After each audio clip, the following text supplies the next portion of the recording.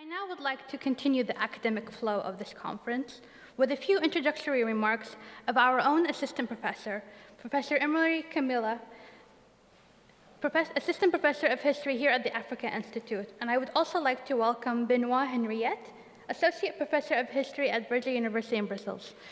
Can they please join the stage to further opening remarks? Thank you.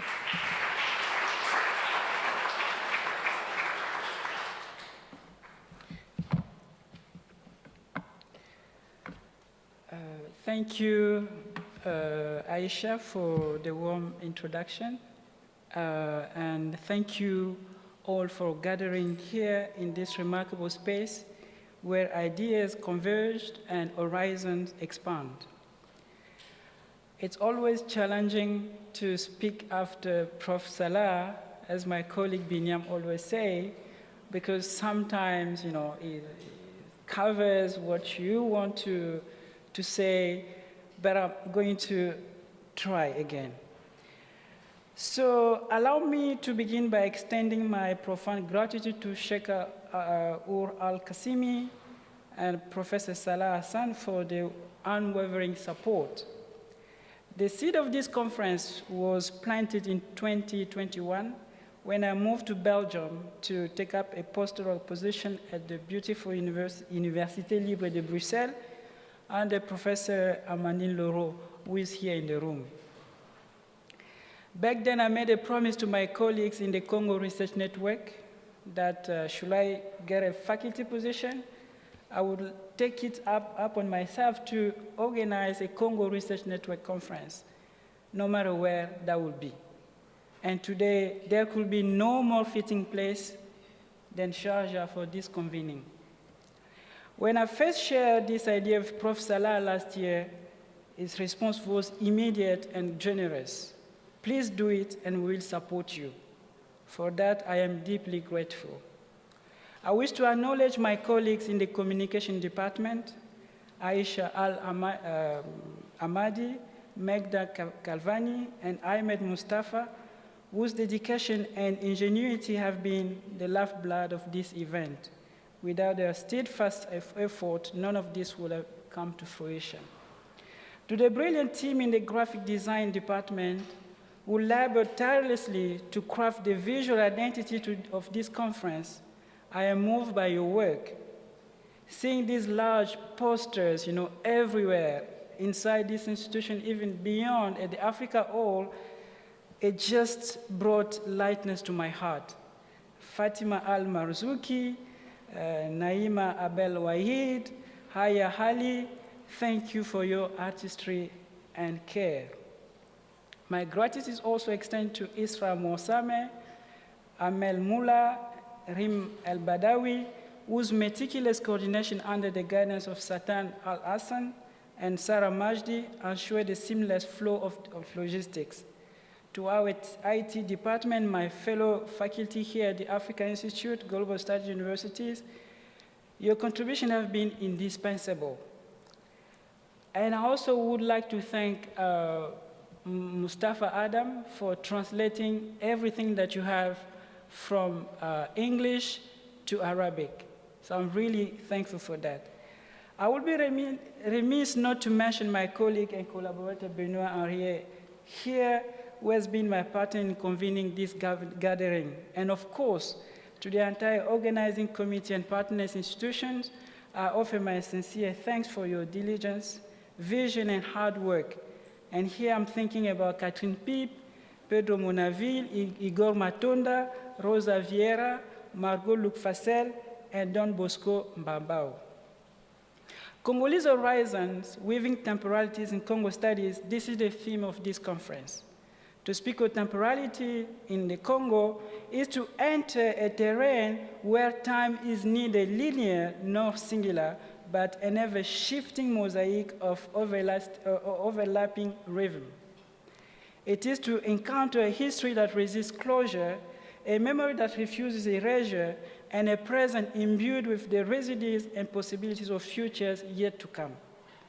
This 6th International Conference of the Congo Research Network, in collaboration with the Africa Institute here at Global Studies University, invite us to probe this temporal entanglement. Here we are called to move beyond the confines of conventional narratives and embrace a vision of time that is fragmented yet interconnected, haunted yet alive, ruptured yet resilient. It is a time shaped by history, a time that extends beyond the human, a time of ecological entanglement, imagined futures, and anticipation, but also a time of reinvention. In the Congo, the past doesn't simply recede.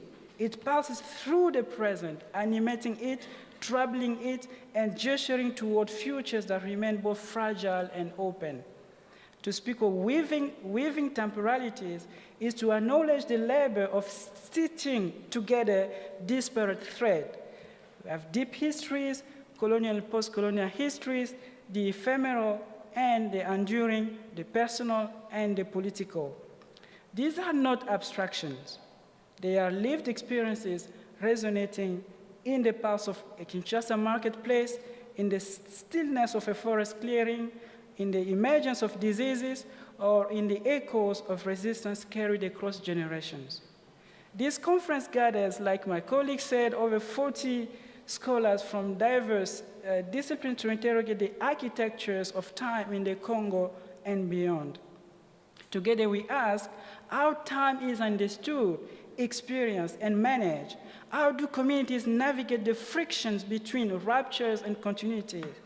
How does memory, ever fragile yet indomitable, contend with the relentless acceleration of global capitalism and technological inventions? And how might we as scholars imagine futures unbound by the weight of wars and coloniality? These questions are not confined to the Congo.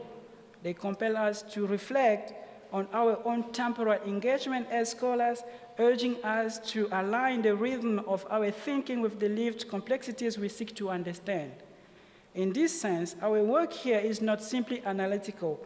It is participatory, a gesture toward temporal reimagination that honors the depth and vitality of Congolese experiences while opening pathways for dialogue across the globe.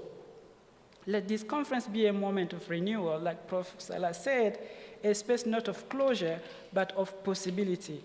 May it inspire us to weave together the contested, intricate temporalities of our world in ways that are both rigorous and profoundly human.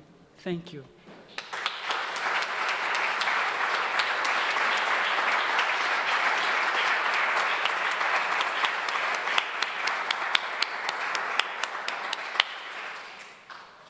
Thank you so much. Thank you, Emery. Thank you, Sharjah. And thank you, Professor Salah Amasan, for your wonderful welcome. I think that I speak on behalf of all the guests, all the people who came from close and afar here, that you are very honored to be welcomed so warmly and so wonderfully by you and by your institute, and very much looking forward to the discussions that will emerge from being here together. Let me just give you a very short introduction to what the Congo Research Network is. So it has been founded in 2009 by Catherine Piep, who is here, and other scholars who are not present today are Professor Ruben Lofman, Professor Miles Larmer, and Professor Aldwin Roos, and it was originally imagined as a forum for scholars across humanities and social sciences who worked on the Congo Basin at large and the Democratic Republic of Congo in particular. The Congo Research Network organizes two main strands of biannual events. On the one hand, the conferences, like this one today. It's the sixth one. It started in Birmingham. There was an edition in Brussels, one in Oxford, one in Cambridge, one in Milan, and now Sharjah. And once again, we are very, very grateful to the Africa Institute for hosting this event. We also organize a biannual PhD days, PhD workshop, where young scholars have the opportunity to discuss their ongoing research and their research projects, and to get some critical feedback from senior scholars and from fellow PhD students. The next edition is going to be organized in Leuven in 2026, and we will keep you posted for more information very soon. But the Congo Research Network is more than this. We also have a vibrant website and a newsletter. which are maintained and managed by our good colleague Chai Chen, who is not present at the moment. So if you haven't registered for the newsletter, please send him a message and he will gladly add you to the roster. Furthermore, on the website, we also host field notes, which are short texts of about 1,000 words. That's full text of about 1,000 words that delve on research experiences. And we encourage you as well to submit your ideas to Chai. It's actually a very nice way to kind of practice your writing skills on the one hand, or to get to disseminate your research outside of the strict constraints of academic outputs, and it can also effectively lead to expanding your network or to provide having opportunities for your professional future. But most of all, I think that the Congo Research Network is what we make of it, all of us. And I'm very happy to see that its horizons are constantly expanding. For instance, with the fact that several papers presented in the coming 3 days are about the Republic of Congo or Burundi, and I hope that in the future we'll see more engagements with Central Africa at large within our community. And I think that this sense of community is also very important because we are all facing tough times. Our thoughts go obviously to all our close ones, our colleagues, our loved ones, our family, our relatives, our friends in the DRC and in the city of Goma in particular. And I think that also in general, for us scholars of humanities and social sciences, the times are also tough. We are living or experiencing currently a xenophobic, reactionary backlash, which is obviously a challenge for people working, pursuing critical thinking, especially in humanities and social sciences, but particularly for people doing African studies or critical histories of colonization. So I think that it is our duty collectively to fight for science, to keep our disciplines on the agenda, and to keep the Congo Basin in the general conversation. And I think that the Congo Research Network is a great forum for us to foster new forms of collaborations, to imagine new projects, and to bring science one step further. Before I close this opening remark, I'm happy to announce that there is a strong probability, that's what I've been asked to say, that the 7th Congo Research Network Conference is going to take place in 2027 in the wonderful city in Montpellier, and will be hosted by the Centre d'écologie fonctionnelle et évolutive, thanks to our good colleague Romain Dudas and some of his colleagues who are present here today. Many thanks to them for this. More on this later, obviously. So we hope to see you all there in a couple of years, and I just have to wish you all a very enticing, exciting, thought-provoking, and most of all, fun conference. Thank you so much.